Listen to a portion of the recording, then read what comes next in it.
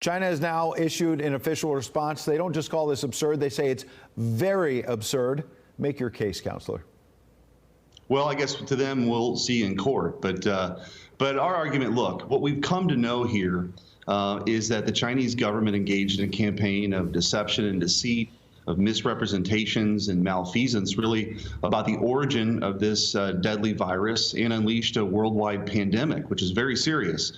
And no part of the globe has been spared, certainly not here in the United States. And in Missouri, we have nearly 6,000 cases, 200 deaths, people being separated from their loved ones in nursing homes, not being able to attend funerals. The economic toll is significant. With the number of jobless claims, our state legislature goes back in next week to craft a state budget under these unprecedented economic conditions. So it was a moral imperative for me as the state's chief legal officer to hold the Chinese government accountable for their actions. There are certainly a lot of people demanding accountability, but as you know full well, it's a high bar to be able to sue another nation. I would listen closely to Gordon Chang, who's a very sharp analyst of China and the entire continent, but he basically was saying this morning on Fox and Friends First that he was very skeptical of what you're doing at first, but has listened closely and now thinks there may be some legs to this. Listen.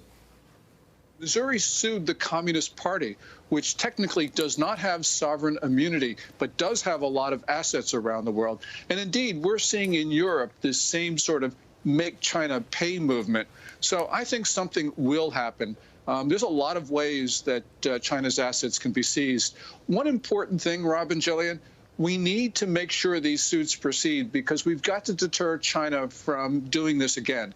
Lawsuits, though, as you know, against other nations are typically prohibited by U.S. law. I know there's some federal lawmakers, members of Congress now saying, look, they might try to change that, amend it so you can move forward. But react to what Gordon Chang is saying, that maybe you'll be able to latch onto some assets.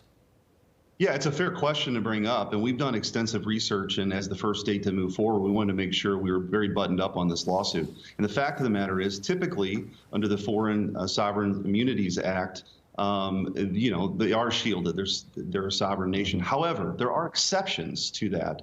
And the principal exception that we cite in our lawsuit is the commercial activities exception. And so when the Chinese government's operating a virology lab, when the Chinese government is operating a hospital system, when the Chinese government is hoarding PPE, I mean, they went from a net exporter to a net importer, all the while lying to the world about the dangers of this pandemic. Those are commercial activities. And as was mentioned in that previous clip, we also have sued the Chinese Communist Party and other non-state actors. So we think we fit squarely in those exceptions and look forward to proceeding with the case. Quick answer on this, because I want to talk big picture about your state as well.